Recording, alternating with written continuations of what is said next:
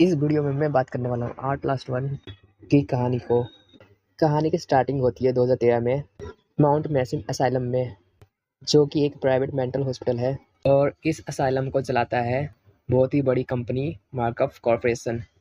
बाहर के लोगों को दिखाने के लिए ये बस एक असाइलम है, लेकिन अंदर इसमें लोगों पर एक्सपेरिमेंट किया जाता है। इस एक्सपेरिमेंट को चलाने के लिए इन्हें कुछ टेक्निकल एम्प्लॉय की ज़रूरत पड़ती है। इन एम्प्लॉयज़ में से एक वैलन पार्क होता है, जो कि इस एक्सपेरिमेंट के बारे में लोगों को बताना चाहता है कि दुनिया को पता चल जाए कि इस एक्सपेरिमेंट में क्या होता है।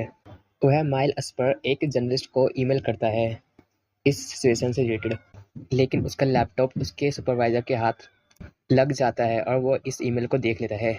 वह पार्क को भी इस एक्सपेरिमेंट में शामिल कर लेता है। मार्कअप कॉरपोरेशन बहुत ही पावरफुल है और इनकी प्राइवेट आर्मी भी है। अब कहानी माइल अस्पर की आती है, जो कि माउंट मैसिव असाइलम पहुंच जाता है। वेरन पार्क का ईमेल देखकर माइल्स असाइलम के अंदर जाता है और यहाँ के स्टाफ को डेड पाता है। माइल्स को एक लटका हुआ स्वेट शोल्डर दिखाई देता है।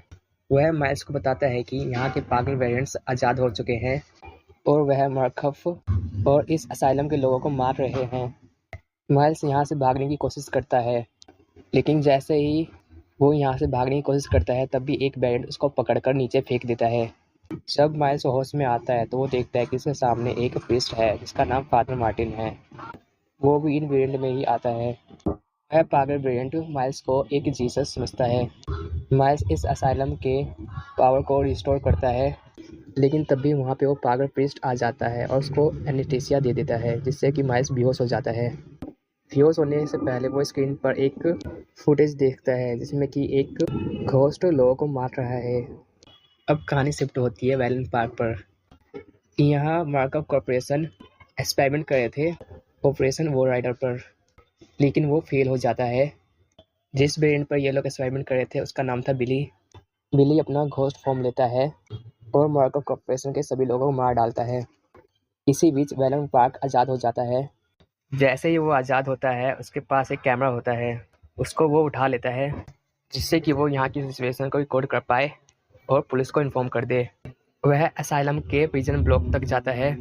वहाँ उसको एक रेडियो मिलता है, लेकिन वहाँ पर सुपरवाइज़र आ जाता है और उस रेडियो को तोड़ देता है और वैलन पार्क को यहाँ छोड़कर भाग जाता है। आगे जाकर इसको एक साइकोपैथ मिलता है जिसका नाम एडी होता है। वह इसको पकड़ लेता है और उसको एक दिन तक बेहोश रखता है। दूसरी तरफ माइल अस्पर को होश आता है, जो कि एक प्रिजन सेल में है। यहाँ से आगे जाने पर माइल्स को वो मोटा वेरिएंट फिर मिलता है। उससे बचकर माइल्स आगे बढ़ता है, लेकिन आगे जाने पर रिक ड्रैगन नाम का पागल उसको पकड़ लेता है और माइल्स को व्हील चेयर पर बांध देता है।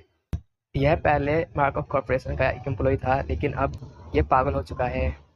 यह माइल्स का उंगलियां काट देता है, लेकिन माइल्स इसको एलिवेटर में फंसा देता है और इसको मार देता है। माइल्स मार्टिन से फिर मिलता है और वो उसको कहता है कि वो चर्च से मिले। चर्च पहुंचते ही माइल्स को पता चलता है कि ये operation war rider German scientist के द्वारा किया गया था।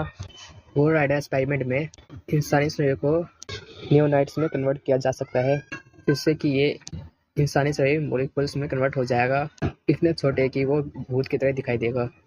माइल्स मार्टिन को चर्च में मिलता है, जो कि खुद को जला लेता है और माइल्स को यहाँ लिफ्ट की मिल जाती है।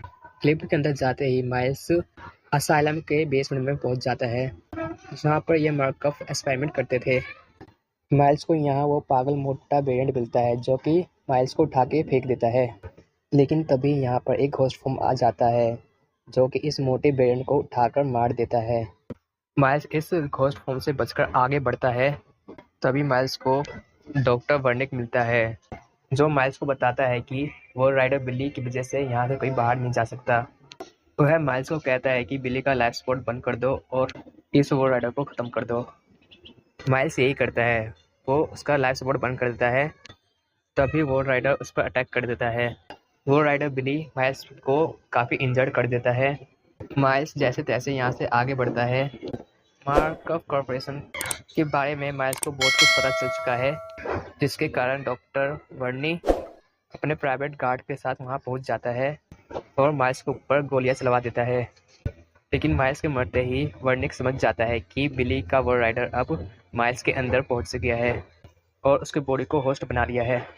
माइल्स अपने वो राइडर फॉर्म में वर्निक और सभी गार्ड को मार डालता है। दूसरी तरफ वेलिंग पार्क को एडी नाम के सीरियल किलर ने पकड़ा होता है।